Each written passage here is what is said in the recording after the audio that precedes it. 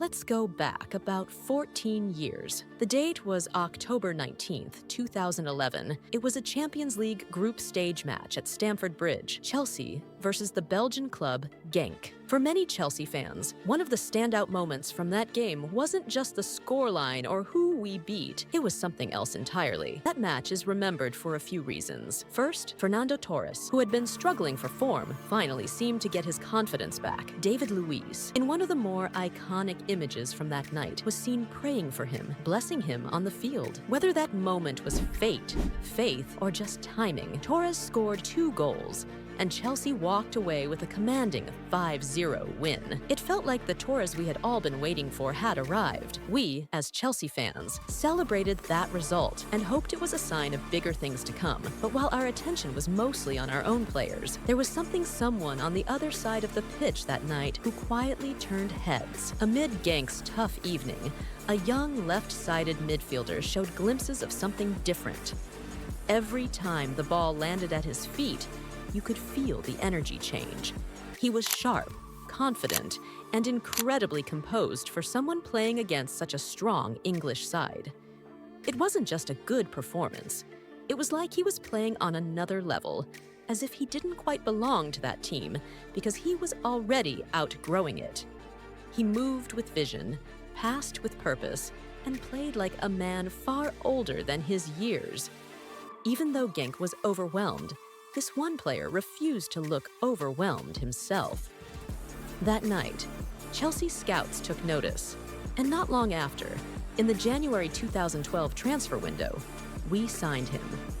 We loaned him back out to continue developing, not realizing then that we had just picked up someone who would go on to become one of the most extraordinary attacking midfielders the sport has ever seen.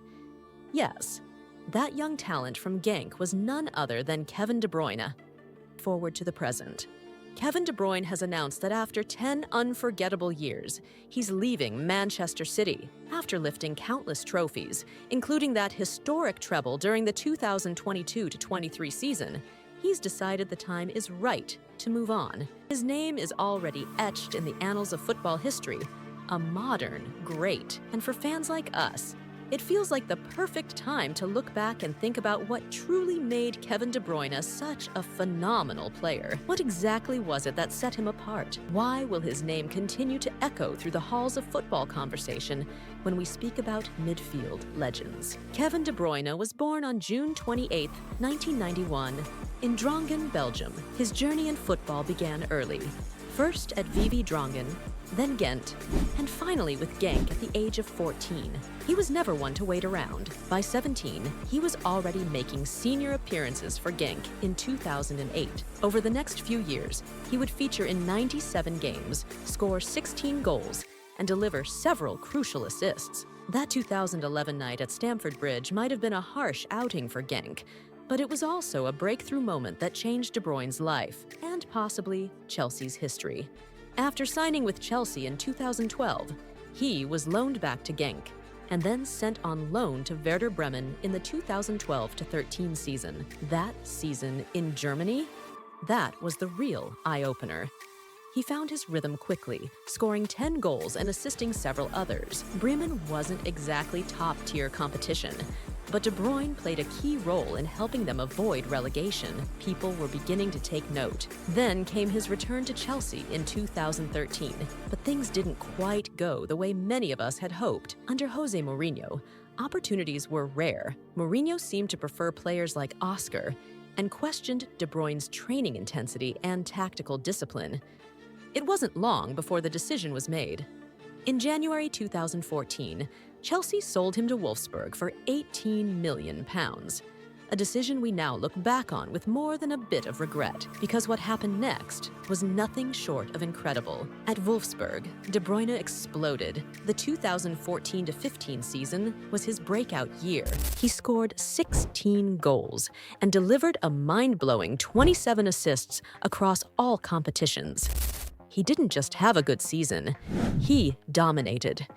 He was awarded German Footballer of the Year and led Wolfsburg to a DFB Pokal victory over Borussia Dortmund. In that final, he was named Man of the Match.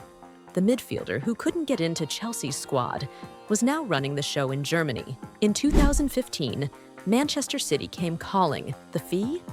£55 million.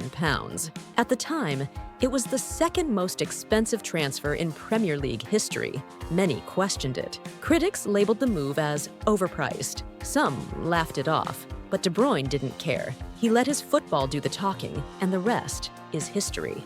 With Pep Guardiola's arrival in 2016, Manchester City entered a new era. Though the first season didn't produce trophies, it laid the groundwork for something special. De Bruyne, under Pep, became the engine of a team that would dominate English football for the better part of a decade.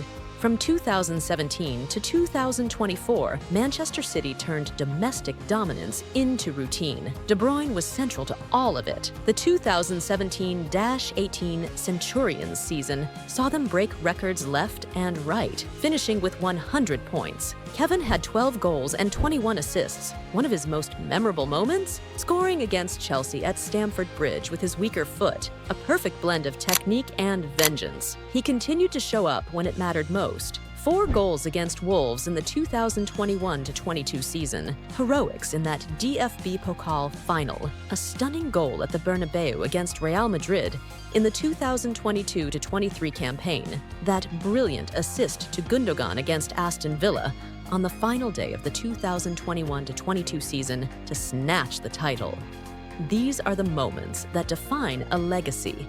Over the course of his time at Manchester City, De Bruyne made 413 appearances, scored 106 goals, and delivered 174 assists. His trophy cabinet includes 6 Premier League titles, 2 FA Cups, 5 League Cups, 2 Community Shields, 1 Champions League, 1 Club World Cup. For Belgium, he helped the national team achieve a bronze medal at the 2018 FIFA World Cup. Kevin De Bruyne is one of the rare players whose position has practically become a definition in itself. In years to come, when a young player showcases creativity, intelligence, and vision in midfield, people will say, he's playing in the De Bruyne role. And even though he never won a major trophy with Belgium, mainly due to issues inside the squad and missed chances, like Lukaku's infamous game in the 2022 World Cup, Kevin's legacy stands tall. Because his greatness has never been dependent on trophies alone. Even as a Chelsea fan, I have to say, Kevin De Bruyne is one of my biggest regrets, right up there with Mohamed Salah. If only we had kept him. If only we'd believed in his potential. What a player we could have had on our side. Still, I'm grateful that I got to witness his prime, to see a once-in-a-generation player redefine what it means to be a creative midfielder. We'll tell stories about him. We'll show our kids his passes, his goals, and his intelligence on the pitch. There are many moments in his career that I missed, but I know you all have your favorite KDB memories too. Please do let me know in the comments what your favorite Kevin De Bruyne moment is. Thank you, Kevin De Bruyne. Wherever your next chapter leads, your name is already eternal.